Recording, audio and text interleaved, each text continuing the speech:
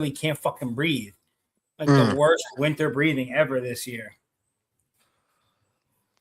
What's going on, everybody, and welcome back to Vinny's Corner. I'm your host, Vinny. This is my boy, Cove. What does that say? Cove Mafia. No safe word. Yo, I don't know what's going on. How's everything doing? Happy New Year. I mean, you had to recover from 7 inches of cove. Yo, that was one of the more crazy names in recent history for sure. So yeah, thank you for that. Oh, let me just grab my drink. So like right before we started, I'm eating dinner, and I heard something at the door. I ordered all these T-shirts, and they just came, so I was pretty fucking pumped about that. Can't wait to try these things on. 2026, right? So I titled the show today, same or New Year, same NFL, right? Yeah. What do I mean when I say that, right? Every season, somewhere in the range of like 7 to 8 people potentially, or when I say people, I mean NFL head coaches get fired, right? Yeah. So, it's 2026, and to start out the year as expected, we've gotten pretty much exactly that, right? So we're now at 7 head coaching vacancies, one GM, one or two GMs, I believe, right? So it's kind of interesting. So just to like run down the list, right? There were a lot of teams. What do we have? We have the Giants need a head coach, right? The Arizona Cardinals need a head coach. Who else? The Tennessee Titans need a head coach. Who else needs a head coach? The Cleveland Browns. Huh? Baltimore. Cleveland Browns, Baltimore. Right? That's 5. Yeah. What 2 teams am I missing? I'm gonna say this though. Are you surprised that McDaniels has not been kicked out of Miami? Well, so it's like I don't know. I mean, I guess it's kind of a weird thing. Everyone's like, well, maybe he would do better without Tua, but I don't know. Like, is that what the game plan is? Are they going to get rid of Tua? I mean, the rumor was Tua was going to go to KC, well, because we don't have Mahomes until at least September. Well, you know what? And like, listen, there are worse ideas in like Tua being like, he wouldn't have to be a leader, right? All he has to do is show up and throw the ball around. But the problem is like, they play in cold weather games there. Like he can't really do that. Yeah, but you need him for September because Mahomes is not coming back until September. Like he's not even going to start until September. He's going to need a couple weeks to get rehab back in. I mean, listen, it's not the craziest idea that I've heard. You know what I'm saying? No. Like, I did hear this too. You have to see who's available too. Like if they could get somebody available, maybe somebody goes into the playoffs, doesn't make it, and then goes, "Okay, I'll go to KC." You know what I mean? I mean, you had Kirk all of a sudden, with the Vikings, and all of a sudden off season kicked around, and all of a sudden went to the fucking Falcons, right?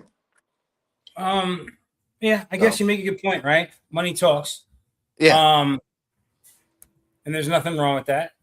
I mean, they got to figure something out because like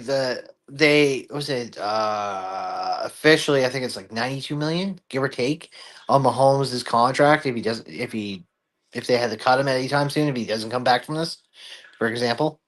So they need something to figure it out while they're unhinged for 90 million, right? I'm not saying Mahomes won't come back, he probably will. But you have an ACL and an LCL tear like at the same fucking time. Like he's gonna be different.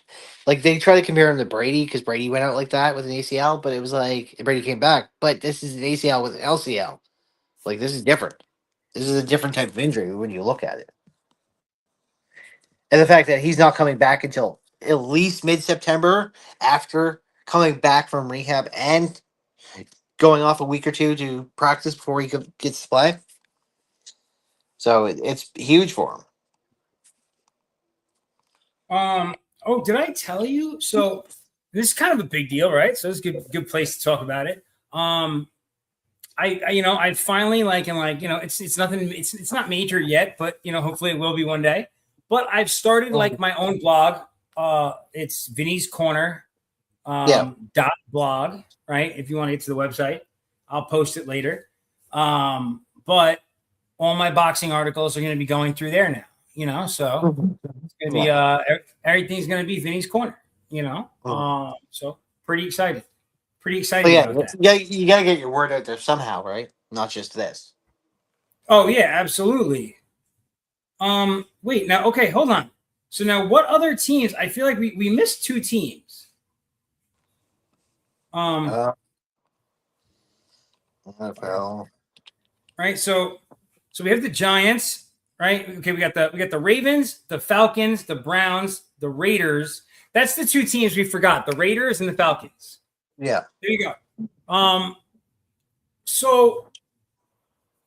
So kind of like I don't know, to jump into it, like for me, like I know like we have like the questions and we have other sports to talk about, etc. But I guess like the first thing I wanted to talk about, like, what do you think, right? So let me read this list off again. So we've got the Baltimore Ravens, we've got the Atlanta Falcons, the Cleveland Browns, the Las Vegas Raiders, the Arizona Cardinals, the Tennessee Titans, and the New York Football Giants. Which of those jobs to you is the most attractive for? It's Ravens. Ravens. It has to be the Ravens. Because you look at how that team is built. If you find a coach that can figure what scheme he wanted, is he gonna run it more Lamar? Is he gonna run it more Derek? Like what is he gonna do? Like is this gonna be an RPO? Is this not gonna be an RPO? Like so they gotta figure that out real quick. So they have to find a mind that can figure that out.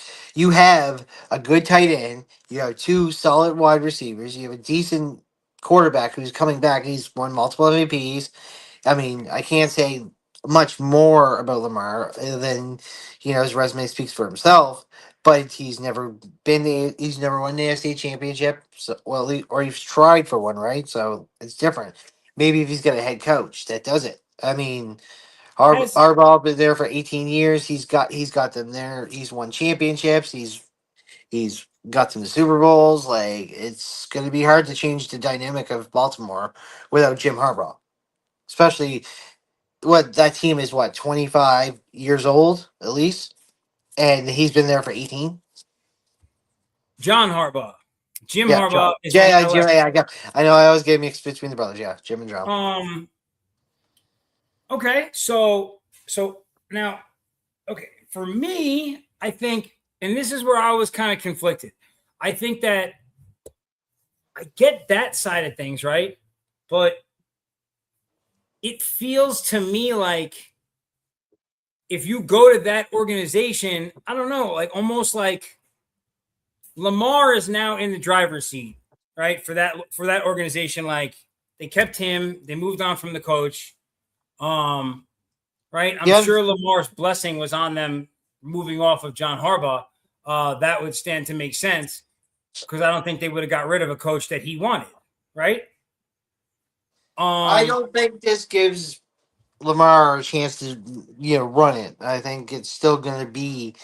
There's only like two or three guys in our era of being adults that ran their offenses, which was Brady and Manning were two, and Breeze was probably the other one. These are the guys that demanded the respect, but I can't say I'm gonna be. I'm I'll not be candid with that and say that like nobody else got to run their offense like those three guys did. I'm not saying it necessarily like that, but like he kind of gets his way within the organization. Like they're gonna do everything. Like they're, whatever coach they bring in, it's gonna have to be somebody. I don't know. To me, that is not. And I get Lamar's talent, etc. I don't believe Lamar Jackson is ever going to the Super Bowl and winning a Super Bowl. That's just how I feel. I don't know. Mhm. To me, it's not the most attractive.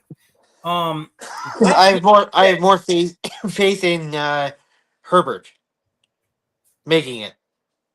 no, and I can see why you would say that. Now for me, I like obviously I'm a Giants fan. I see a ton of upside in going to the Giants side of things, But then I also see the huge negative when you go in there. You have to go in with the old GM Shane, which a lot of people don't like. I know as Giants fans, we're not happy that he's staying. So I don't know.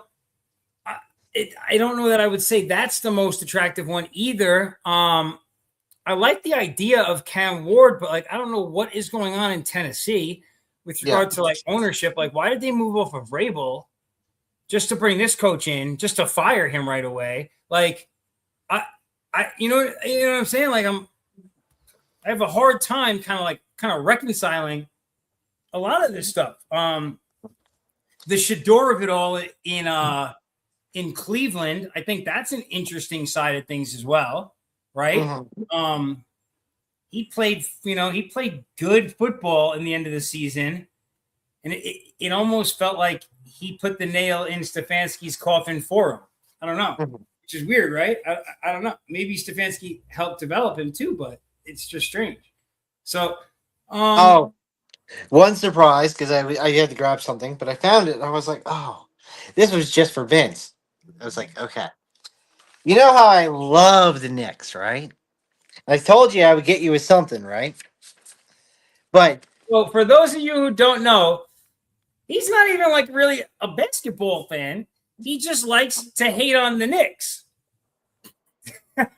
Yo, I hope Jones sees this, and I hope he. Oh, and I designed something specifically for you.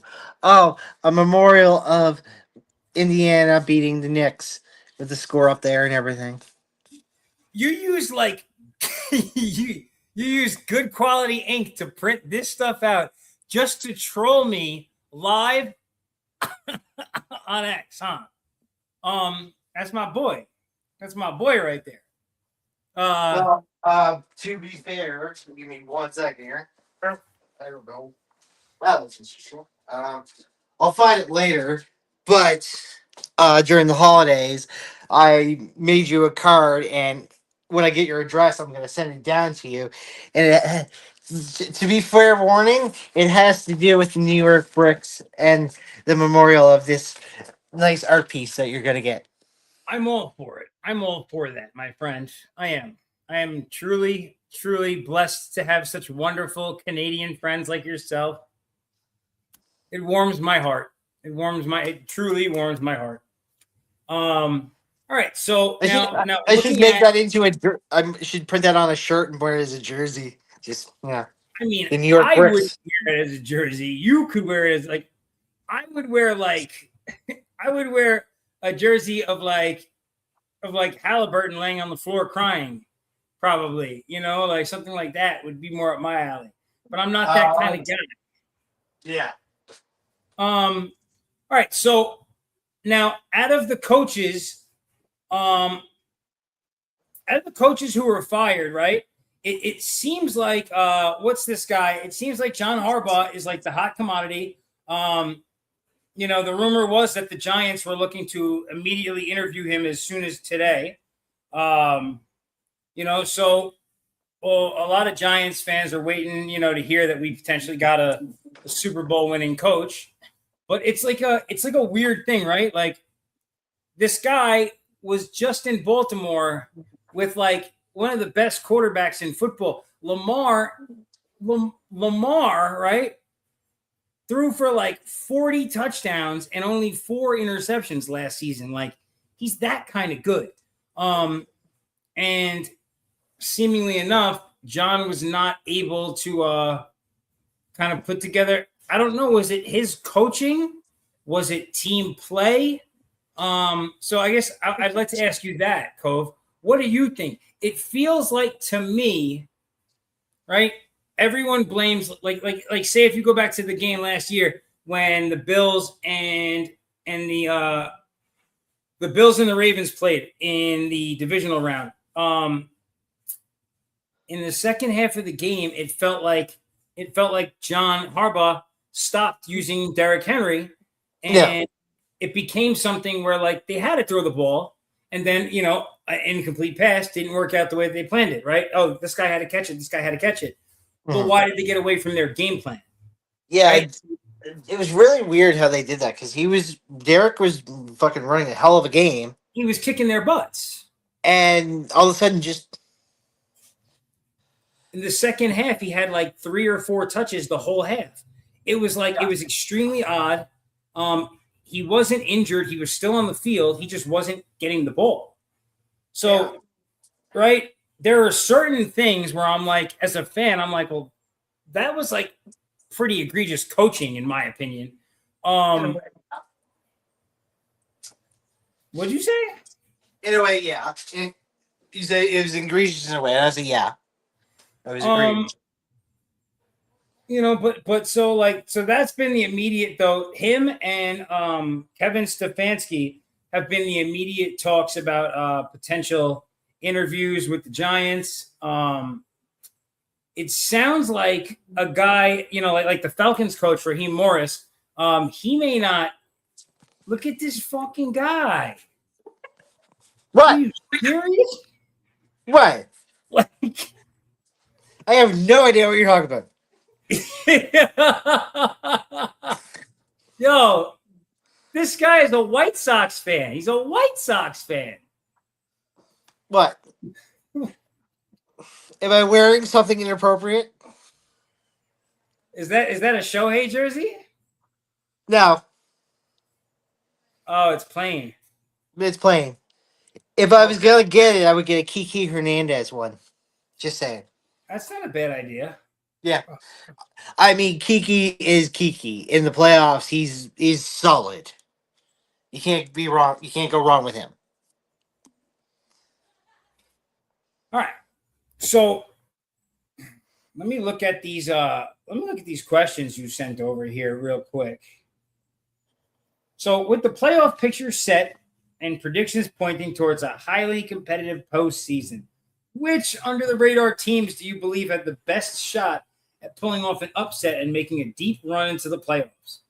So that's a pretty so we gotta look at the AFC and the NFC, right? In a case like this. Let's pull up the playoff bracket. Right. So AFC from 1 through 7, we've got the Broncos, the Patriots, the Jaguars, the Steelers, the Texans, the Bills, and the Chargers. I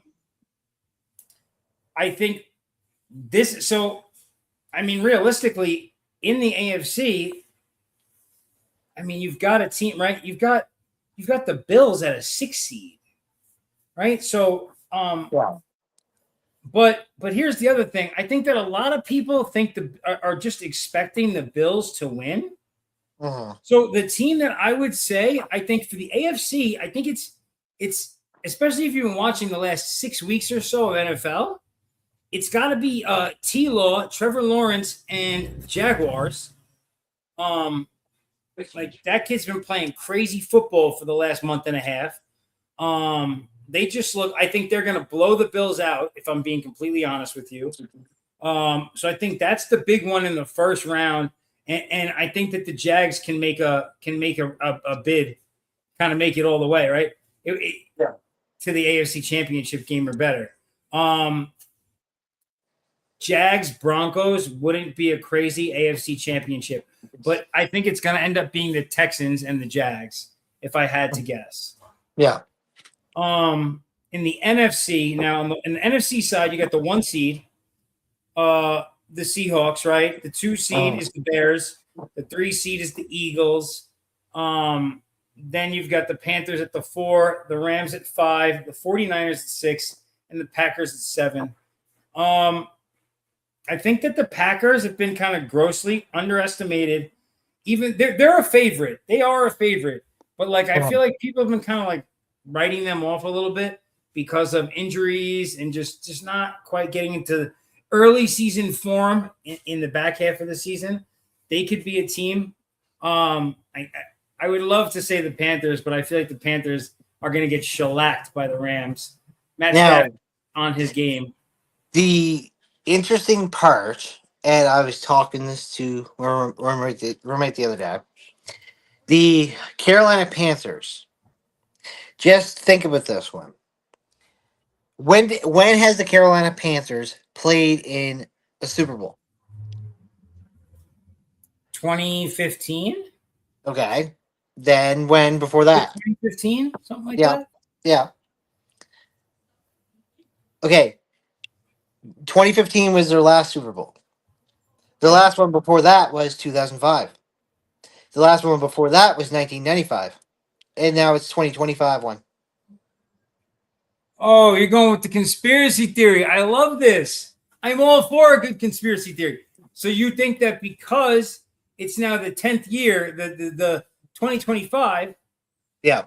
that they're going to get it, they're going to make a run. That would be, yo, Bryce Young and Ted McMillan and these guys making a Rico Dowdle making a freaking uh, a Super Bowl run. That would Yeah. be epic. That would be really But cool. Okay, that's your NFC. yeah. But I mean, it was just oh wow, because I thought you'd pick up on the change, but because Broncos and I'm wearing Lions right about now. Well, you're doing this, so what is going on, bro? I don't know what's going. Yo, you just said Dodgers a second ago. It's Yeah. still blue. Like what? Jesus Christ. What's going on with the Lions? Well, I'd say Lions. I've heard rumors that Goff could be moved again. Goff could get moved again for who? That's the thing is it was just more of a fan theory. It wasn't like anybody was really talking, but they were saying Goff could finally get moved again because maybe Detroit figured out where they were going and they thought Goff was it, but Goff's not it. He's not the guy to get him to that last whatever. Even though he played amazing this season, like he was getting close to MVP caliber for a minute there, but it comes down to Drake May and um. Well, I think the issue in that team is Dan Campbell, the coach. I don't I think so. just I think it's Goff I like because if you look at the history of Goff, and I love the dude, right? But if you look at the history, the Rams were built to win the Super Bowl. They traded they built that team for Goff, and he went to the Super Bowl with that team. Then Detroit rebuilt, and okay, well the same theory. It's like we'll get rid of Goff again for a quarterback, and maybe this team with this leader is going to get us that win. you guys didn't know that Cove was such a conspiracy theorist, did you? I love this stuff. I love these. I love the theories. 2019 getting rid of Bryce Harper, Nationals one. What could it happen again with Bryce Harper being moved from the Phillies? But didn't he resign? Yeah, I know, but just saying, what if Philly does the same thing? They get rid of Bryce Harper, and the next year they win a championship without Harper with the same Well, team he played with last year. I I'm don't just think saying, that. I'm elevating it with a similar player. Like if you took Bryce Harper, you moved him from one team, they won a championship. You move him from another team, they could because Philly always falls apart, Okay, right? The Phillies. back to your question. Your Yeah. question. Anyway, I know we Wait, sidetracked on that. your So yeah, NFC team you gave me. Who's the AFC team that you think could be a surprise? I'm gonna go with Chargers. Okay. Why do you think? No. Like, is it because of coaching? Because I believe in Jim Harbaugh enough to just think that he could coach them up there. It's that, but then I'm just saying because now he's got no allegiance, and whatnot, and you've seen it with, and I know that this way I'm gonna think is gonna start something with me and you about something, but it's the same way with Peyton and Eli. Like Eli was going to the Super Bowl, so he had Peyton in his ear while he wins the Super Bowls. John could help Jim in his ear during the playoffs because he's not part of that. He's not part of Baltimore right now. He's not part of anything, so he can freely help Jim think in a different way when he coaches this playoffs. I mean, it would be cool if I know it's he. highly suggesting that Eli won championships because Peyton was in his ear. I don't think that's a bad idea at all. Yeah. Um, but Eli won championships because Eli's the motherfucking goat. Let me just put that out there real quick. Compared to Oh my, Peyton, not so much, but let's just yeah. we'll leave it to the record books to prove that one. Listen, man. One guy is called the GOAT. Another guy beats him twice in the championship. Then he therefore must be the GOAT, right? So Yeah, okay. like I'm just connecting the dots. That's all. Yo, Brady was switching wives. He was preoccupied. He went from an actress to a Super Bowl, so he was a little preoccupied. that's crazy. All right, so now to switch gears to Harbaugh. Where are we going with this? Oh, hold on. Let me just read this question out loud. I'm gonna read exactly what it says here because then I can't like change my response. The Ravens have fired John Harbaugh after 18 seasons, and he's now the favorite to land with the Giants. How would a Harbaugh-Stefanski coach swap or other major coaching moves reshape the balance of power in the AFC? Okay, so the reason why something like that wouldn't happen, because they're in the same division, they're not going to trade coaches with each other. If they were out of division, I would see it, but the Browns and the Ravens – and the Browns and the Ravens specifically have bad blood. So that would never happen. Now, with that being said, the immediate firing of John Harbaugh and the potential of him moving to the NFC in the Giants, or possibly, who knows, the Cardinals or another contender, right? So apparently 7 teams reached out to him almost immediately. Now, 7 teams fired their coaches, but one of those teams was his old team.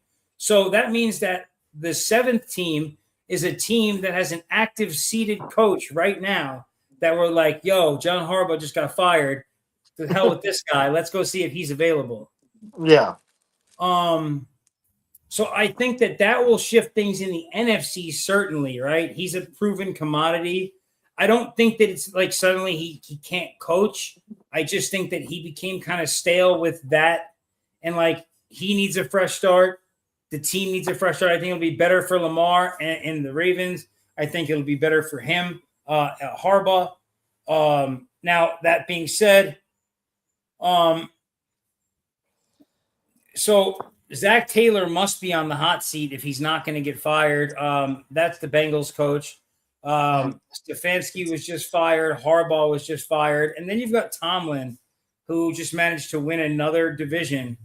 But that division had 2 tenured coaches that were there for 18 plus years. A coach that was a 2-time coach of the year, and then Zach Taylor. Now it's got, basically Mike Tomlin. So, I think that changes things for sure in the AFC. Now, for better or worse, we have yet to be seen. One would think it will be better for other teams, but, then John Harbaugh hasn't had that much success in recent years. So I don't know. It would like if you did, but I'm saying how would though? That was more the way I questioned it. If that happened, how would it reshape it? Like you take Safari and you put him in Baltimore, and you put Harbaugh in Cleveland. Would Shador balance out of that? Like would that help Shador? It might. It might not. It might though. Harbaugh seems to know what he's doing with quarterbacks. Yeah. He's helped reshape Lamar, so like he probably can be like, I can do the same with Shador. I don't know. I don't know that Stefanski and Lamar would get on. And that's the thing. That's the reason why I don't know that would work. Yeah. So, I don't know. I could be wrong, right? So teams like the Patriots and Steelers finished strong this season. And how much do you think coaching hires this offseason and potentially new offensive philosophies will affect their playoff odds for 2026? For those teams specifically, I don't see there being any coaching changes at all on any level possible in New England. I think the entire New England staff and the football, I think that team is going to run it back next year as is. Uh-huh.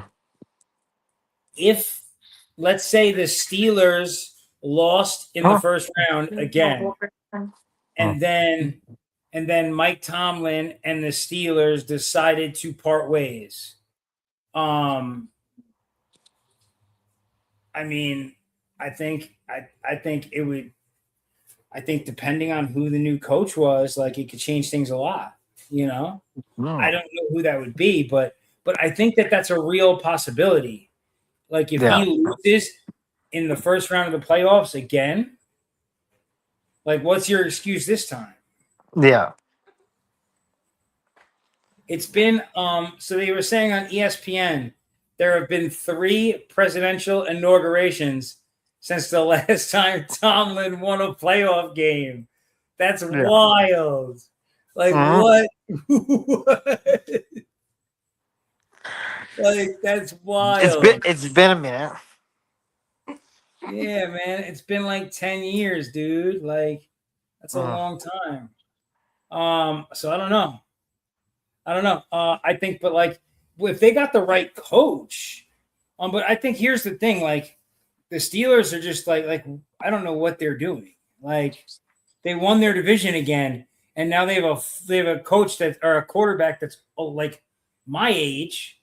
Like what the fuck? Like what's the game plan beyond 2025, 2026? Like what is the like? You know, I think coaching is just a part of the issue over there right now. You know, they don't have a quarterback. I don't know, like their defense is getting old. Like, you know, the Steelers might need to hang it up, man. I don't know what's going on in Pittsburgh though. It's crazy. Yeah. I mean, what does Pittsburgh do after Rodgers leaves? Like, do they draft this year, draft next year? Like, do they sign somebody? You just won your division, so you're not going to have that good of a draft pick. Yeah. You know, are you going to be willing to pay to move up and get the quarterback? You know, the Raiders are going to take Mendoza, right? I mean, I think. So then they would have to move up for who? Dante Moore? Yeah, but is Mendoza being oversold though? Like really? Because there's been a lot of speculations of why he shouldn't have won the Heisman and all that junk and whatnot. I don't know. I mean, listen, here's what I know.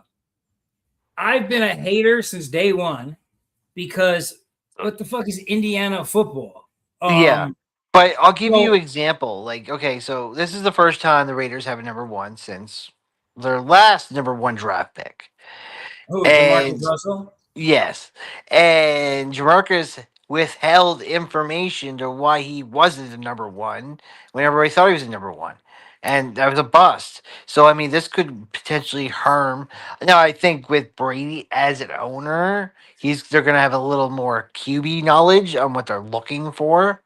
But doesn't mean Mendoza's the answer. Like, everybody's just putting Mendoza as the number 1. But doesn't mean.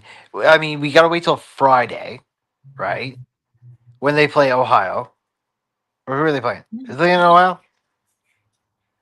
Oh, Oregon. Sorry. They're playing Oregon. Ohio State's not. Yeah. That's why I corrected myself. So, Oregon. So, we got to see how they play against Oregon. And then if he wins that game, and then if he wins the national championship, then his stock rises up. But here's what's happening. Every week, somebody else, just like you, do exactly what you just did there. Every week, some other analyst, some other pundit somewhere is like, well, I don't know. Like, who is this guy Mendoza? What is Indiana football? What's going on here? I don't even know if he's really this good. I don't even. Yeah. And then he comes out the next week and he smokes another team who is that good. And we're like, oh, well, he does that to like good teams regularly. He beats up everyone that they put in front of him. Like they play really good football as a team and he leads them and he does a good job at it. He's reactive. He shows a high football IQ on the field. And you know what I mean? Like he doesn't seem like a dummy by any stretch of the imagination. Now, again, I don't know. I don't know. I would love to see him be. I would love for Francisco Mendoza to be him. I would love for him to be him and to go to the Raiders and for the Raiders organization to gain stability around a good quarterback. And like, that would be awesome. It'd be good for the NFL. It'd be good for Mhm. my life because my wife is a Raiders fan. I'd be all for that. But I don't know. I don't know. I understand your calling into question because like my initial reaction to the whole thing, I'm like, well, they're Indiana. Indiana stunk it up in the playoffs last year, but Mhm. this is not last year's Indiana. This is a much better team. This kid's playing hella football. This team's playing hella football. So I don't know. Yeah, like I said, when he plays Oregon, we'll see what happens. I have a I think running they're bet. going to blow Oregon out. I have them on a +4 on Friday. So that's what I had them as. Like in the Plus course of 4 this coach. season, I Yeah. went from they're frauds to they're going to blow out Oregon. I mean, this is no different. Indiana being good is no different when Stanford was good because they had Andrew Luck. It's just sometimes there's a caliber quarterback that's just that good. Hey, man, nothing wrong with that. Nothing wrong with that at Do you all. remember when Boise State had a good run of like 2 or 3 years because of the division they're in and who they play? They questioned if Boise State could go for a national championship. Well, but that's different. Indiana is in the Big Ten. Yeah. But that's what I was getting at. I was like, that quarterback now never really got a starting. He never really got a good run on a start. Now he's head coaching of the Saints, and he's like the all-time winningest quarterback in college football history because he won so many games in Boise State when he played because they were so dominant when he played. Who? Kellen Moore? Yeah, Interesting fact. I didn't know that. yeah, he has the most wins by a CFB in history so he has the best winning percentage or whatever. Because when he was in Boise State, he was doing 12-1s and 13-0s. Like he was just dominating that division. So he has the numbers, but you see what happened with Kellen Moore. He's now a head coach. He's not even a starting quarterback anymore. Well, um, and there's nothing wrong with that. He's in his 30s. He's the head coach of the New Orleans Saints, and he's good at his job. They probably have found their quarterback for right now in Tyler Show. Um, uh, I so mean, I was gonna ask you about him. Like, do you really believe he's their quarterback or just their quarterback right now? I mean, I have no reason to not think so for the moment, right? I Um, mean, he's chasing with Spencer Rattler, and Rattler obviously that's why I brought it up is because we talked about Rattler before. It's like I'm surprised Rattler's not competing as much as he should be. well, nobody's competing right now. At this point, it's just this kid Tyler. Now Yeah. and with how good he's played on the back half of this season, I don't know, man. If he had played a full season, what would their season have looked like? I don't know. hmm So, kind of tough to say. Um, so now, I guess here's my question. Um, NFL is this weekend, right? So the wild card weekend kicks off on what, Saturday? hmm I'm asking. I don't know. Hold on. I'm looking. I'm Yeah, looking right it's now. broken up in 3 days. It's broken up in 3 days. There's so many games on one day, so many games on another day, and then the last day is there's one game. I think it's the Jaguars game is on the last day or something. I believe so. Okay. Yeah. So it's on. It's what, Saturday, Sunday, and Monday or something. Yeah. Okay, that makes sense. All right. Well, listen. There are other sports in this world, and they've been kind of what I've been a little more focused on. hmm Call it what it is. Um, the NHL. Obviously, I'm wearing my famous Vegas Golden Knights T-shirt that I own multiples of. Mm. They're not looking so hot. They've been very shaky up and down. But NHL has been kind of interesting as a whole, I would say. I know you're a big Yeah. NHL guy, so Yeah, I why don't was we talking talk a about it little about tonight. that? Like everybody is so like one side when we go with the West Coast, right? The top three teams in the Central have a hold on the West, and the rest of the playoffs key teams are coming from the Pacific. While in the other side, it's pretty much split between both divisions, right? But it's basically the Western Conference is owned by the Pacific, basically, with the teams that are there, the caliber, with the Knights being there, Knights, the Kings, stuff like that. And the Sharks are in a playoff potential right now. So you have Uh, Sharks, Kings, Knights all competing. But the biggest surprise, though, I've seen so far is remember last year Winnipeg was like the best team in the league, and now they barely got 15 wins this year. Like well, yeah. they've So, done a complete collapse. what's I was wondering actually, right? So, from a betting standpoint, I don't watch a lot of Winnipeg Jets games if they're not playing like the Golden Knights or the Islanders. I'm not necessarily watching their games. Um, Hmm. by the way, the Islanders have 24 wins on the season. They're looking Yeah, pretty good out there, but Winnipeg was like an easy, 50 win team last year. yeah, So what the fuck? Like, what's going on? Like, what yeah. I happened? don't know. I don't know. I think like Hellebuck like got injured, and he's just got a slow, recovery from it. I just don't know. Now they brought in Jonathan Towers and whatever, and that's been a change of pace for that team too, right? Well, here's the thing. Now, this is what's weird. Isn't didn't they announce Hellebuck for the Olympics?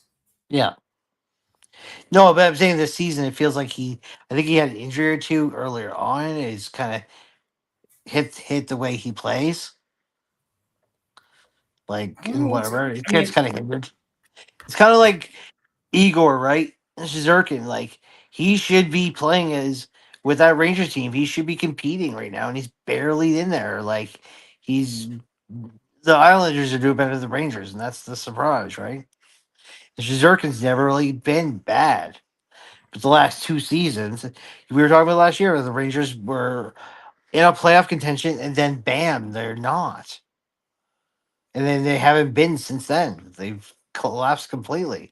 I don't know if getting rid of Kreider was the smartest move because getting rid of Kreider kind of stapled fucking the Rangers. They lost one of their potential goal scorers, defenseman. Everything he's done for that team was amazing, and you can see losing Chris Kreider.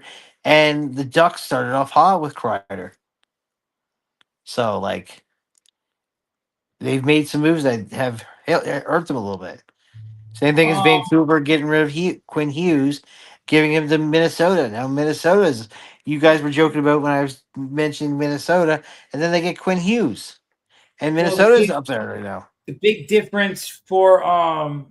difference for the Islanders, I would say, is probably in goaltending. So where And it was Sorokin. Shaver's been amazing too. He's been a phenomenal draft pick.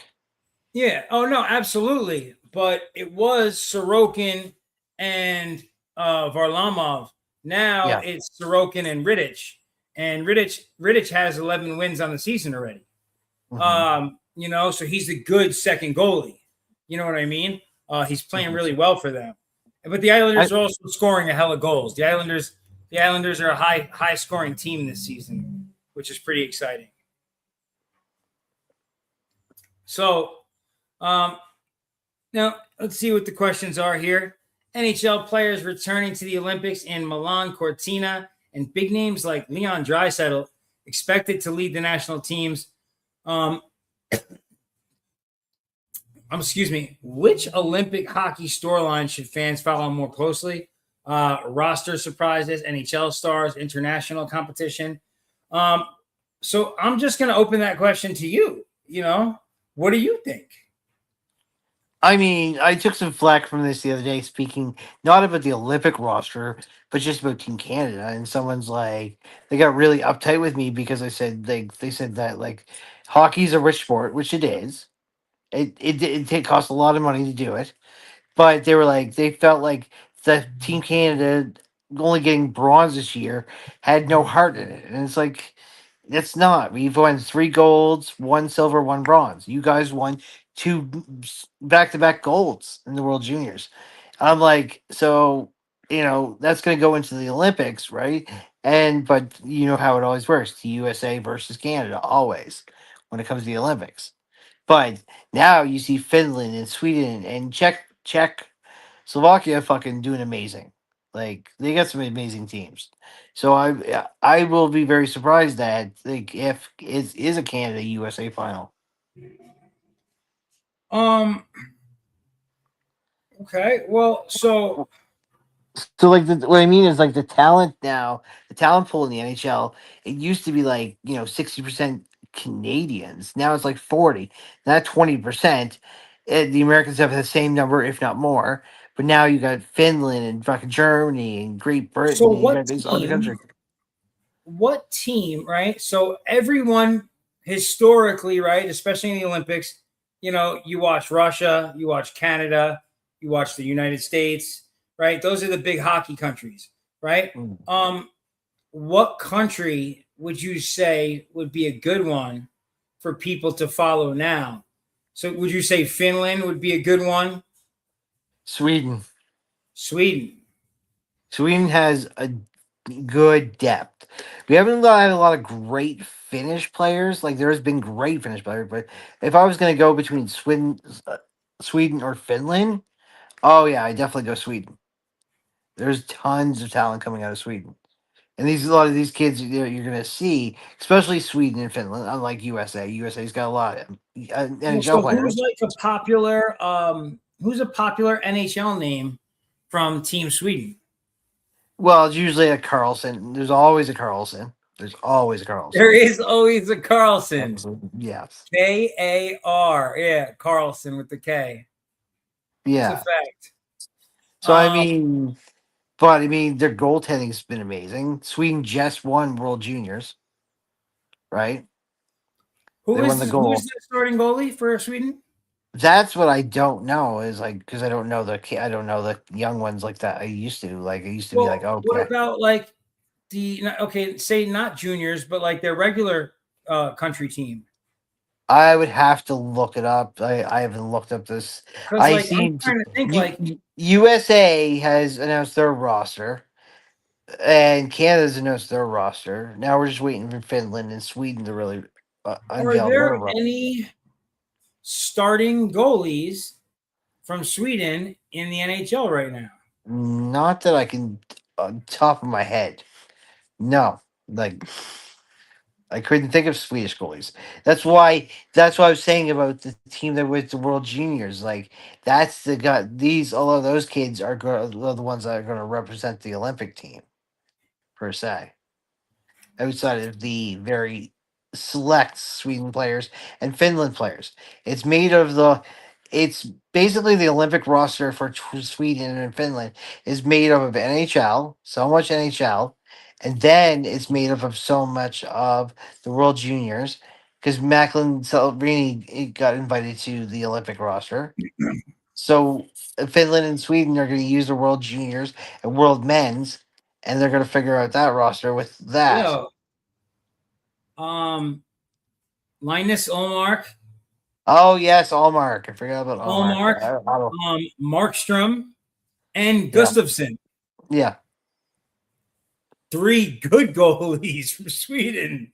Three yeah. really good. Of a Zena Trophy winner. Like these are good goalies. Wow, that's crazy. So It's yeah, interesting. so I couldn't think of it, but it was just like Um, so what about this Dallas Stars rookie? How do you pronounce this kid's name? Justin. I can't pronounce it.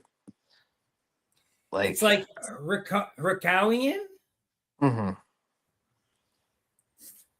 So he's a rookie, right? He Yeah. just got a contract extension. And he's like, how old is he? He's like 20, 19. Hmm. Yeah, because Easy young dude. gotta find a backup for Ottinger, right? A solid backup for Ottinger. Yeah. Well, so is that what he is? Is he a goalie? I think so. Who? Interesting. Yeah. But anyway, yeah. So it'd be interesting. It's the same as like when I put up like the Olympic rosters, and I told you to look at the Russia ones, and then there I showed you the Russian roster, and I shared it in chat, and it's like that is a dangerous roster if Russia was allowed to play. Is Russia not allowed to participate in the Olympics still? Nope. The Russians? Yeah, until the war has ended with Ukraine, they are not allowed to compete. They can come as like a sovereign nation, like representative of Russia or something like that, but they can't beat Russia. They were there before; it was like a different whatever. But when it comes to the Olympic hockey, it's like it has to be they have to pick it. Like just like Soviet Union was very when it comes to hockey, yeah, they specific. They want the NHL players, if anything. But if you have a political connection, you're not allowed to compete in the Olympics. I mean, I'll give the IOC one good thing. They are consistent. When they nail a law or a rule, it affects everybody in general. It's not stuck to one country, one person, one skin type, nothing. They're very thorough on the rules of what they allow. So Okay, okay. You're kind of my source for all this stuff. If I'm being completely honest, you're the but source. we're still waiting though. I haven't found anything official yet to say they are good with what's going on. But the arena that they built for the hockey a month ago wasn't even complete. Didn't even have a roof. It And looked crazy. yeah, and they said they have until January 27th to be ready. And if they're not ready, the NHL is ready to pull it and say we're not going, which would be a major change because the NHL would have to figure out what they're doing with an All Star game, whatever, and all that stuff. All that time they slotted off. So I think they kind of have to go.